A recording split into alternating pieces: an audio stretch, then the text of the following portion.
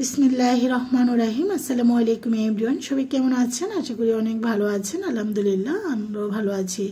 আজ আপনাদেরকে খুবই মজাদার একটা মাছ ভাজা দেখাবো। হাতে মাখিয়ে পুঁটি মাছের মশলা ভাজা, খেতে কিন্তু দারুণ, কোনো রকম পানি ব্যবহার করা ছাড়াই আজকে সুস্বাদু পুঁটি মাছ মশলা ভাজাটা আপনাদেরকে আমি দেখাচ্ছি। আমি পুঁটি মাছ দিয়ে করে দেখাচ্ছি, আপনারা যে কোনো মাছ দিয়ে সুস্বাদু এই রান্নাটা করে খেতে পারেন। গরম গরম ভাতের সাথে খেতে কিন্তু দারুণ হয়েছিল, আপনারাও ট্রাই করতে পারেন। আশা করি সবারই ভালো লাগবে আজকের এই লোভনীয় মাছ ভাজা মশলার রেসিপিটি। চলে যাচ্ছি রেসিপিটির মূল পর্বে, দেখতে থাকুন সবাই মিলে। ভুল ত্রুটি হলে ক্ষমা সুন্দর দৃষ্টিতে দেখবেন। আমি আজকে হাতে মাখিয়ে মশলা দিয়ে পুঁটি মাছ ভাজা করব, একেবারেই সহজ এই মাছ ভাজাটা। তবে এই মাছ ভাজাটা আমি একটা ফেসবুকে একটা আপুকে দেখেছি, তা আমার কাছে দেখে আসলে রেসিপিটা খুব ইউনিক এবং সহজ মনে হয়েছে, তাই ভাবলাম যে দেখি, রান্না করে দেখি এবং খেয়ে দেখি, কারণ আমি কখনো এভাবে মাছটাকে কখনো রান্না করে খাইনি। আসলে একই তো, এটা সহজ এবং ইউনিক একটা মাছ ভাজা, আপনারা যে কোনো মাছ দিয়ে করতে পারেন। আমি পুঁটি মাছ দিয়ে করছি। পুঁটি মাছগুলোকে মিডলে ফালি করে নিয়েছি, এতে করে মশলাটা ঢুকবে। এখানে দিয়ে দিয়েছি হলো 3টি মিডিয়াম সাইজের পেঁয়াজ কুচানো, দিয়ে দিয়েছি 7-8টি কাঁচামরিচ মিডলে ফালি করে, 1 চামচ আদা এবং রসুন বাটা, টোটাল 1.5 চামচ দিয়েছি। আপনার চাইলে পেঁয়াজ বাটাও দিতে পারেন। 1 চামচ হলুদের গুঁড়া, 1 চামচ লাল মরিচের গুঁড়া। তবে এভাবে মাছ ভাজাটা একটু ঝাল ঝাল করে করলে কিন্তু খেতে বেশি ভালো লাগে। তবে যারা ঝাল অল্প খেতে পছন্দ করেন আপনার কম দিয়ে খাবেন। 1 চামচ ধনিয়া এবং জিরার গুঁড়া দিয়েছি, স্বাদ অনুযায়ী লবণটা দিয়ে এখন ভালো করে এগুলোকে মেখে নিব।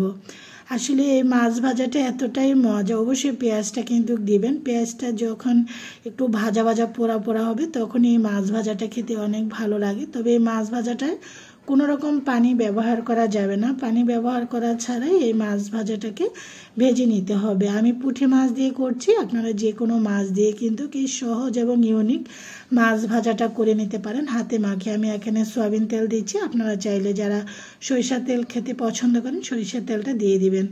তেলটা দেওয়ার পরে আবারও একটু মেখে নিয়েছি, এতে করে খুব সুন্দরভাবে কিন্তু মাছের গায়ে প্রত্যেকটা জিনিস লেগে যায়। এখন ভালো করে মাখি, আপনারা চাইলে ম্যারিনেশন করে রেখে দিতে পারেন। আমি সরাসরি চুলায় বসিয়ে দেবো, আমি এমন ম্যারিনেট করে রাখবো না। চলে যাচ্ছি মাছটাকে ভেজে দেখানোর জন্য। পুঁটি মাছ হাতে মাখিয়ে আমি মশলা দিয়ে ভেজে নিব।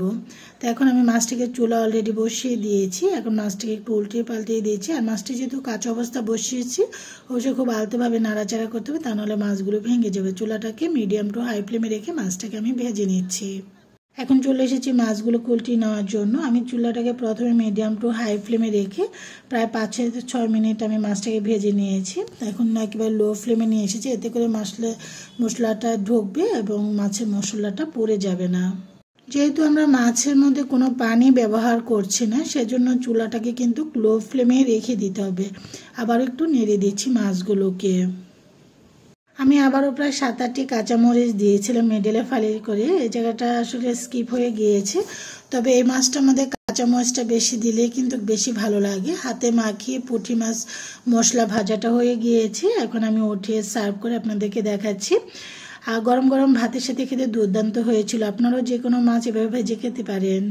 আমি মাছটাকে সার্ভ করে নিয়েছি, রান্না হয়ে গিয়েছে হাতে মাখিয়ে পুঁটি মাছের মশলা ভাজাটা। আপনারাও চাইলে সুস্বাদু মাছ ভাজাটা খেতে পারেন। আশা করি সবারই ভালো লাগবে। আজ এই পর্যন্ত, সবাই ভালো থাকেন। আল্লাহ হাফিজ।